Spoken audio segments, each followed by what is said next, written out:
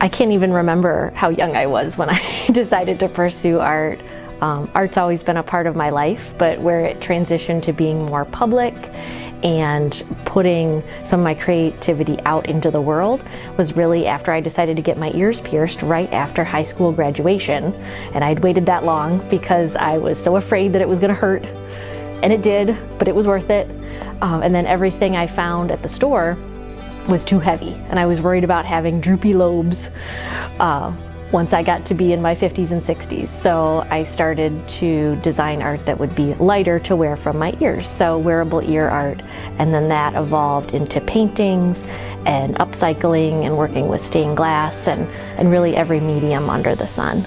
So I consider myself a found object artist or an upcycling artist now, because it's really more the material that's driving what it will turn into than a blank canvas and me just deciding to put my vision onto it.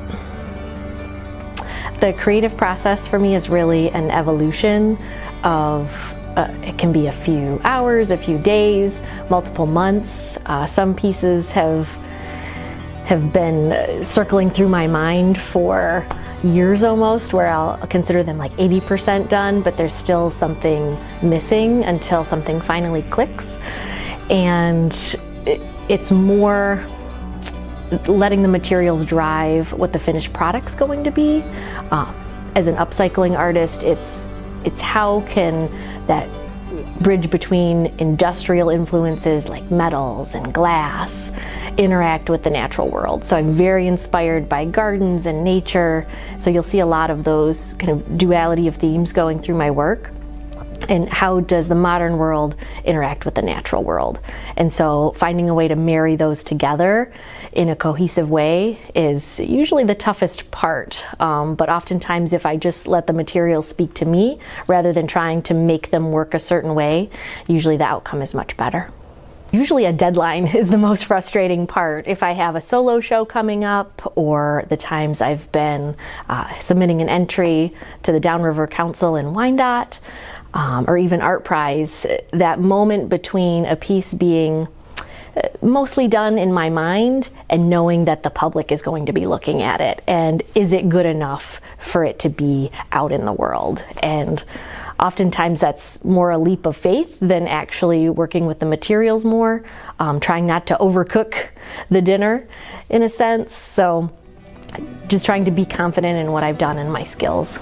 So it's a mental game more than a physical game for me, overcoming the frustration. Oh, I think Michigan has such a vibrant art scene. Southeast Michigan, Western Michigan have had such supportive communities. I've been a part of Art Prize for over a decade now, and Livonia, my hometown where my private studio is, also is a very supportive community. But I feel so fortunate to have discovered Wyandotte and its vibrant art scene. The Downriver Council for the Arts has been so welcoming to me as an artist and to my family. We love coming down and seeing the new art, and for me as an artist, it helps to give me that testing ground to try new pieces, because Aaron, the director, is so fabulous at coming up with different takes. And as much as I love industrial and environmental art, she'll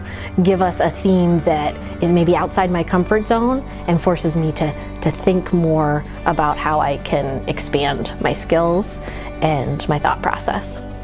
I think what people forget when they're looking at the art and thinking about the artist specifically is they start to think that it's just one person coming up with these creations and putting it out there, and they don't think about the team that is behind the artist to bring it into the community. So I have a wonderfully supportive family and studio structure behind the scenes that keeps me rolling with new ideas, and whether it's editing an idea I have, or getting to be that first pass of, what do you think? Is this ready for the public? you know, what am I missing because I have my blinders on, to setting up, tearing down, helping with that community outreach of communicating to different cities around southeastern Michigan, and Michigan as a whole, of getting that outreach out there. So I'm so thankful for my support structure, and Downriver Council for the Arts is a part of that for sure. So I'm thankful to have all the support that I have.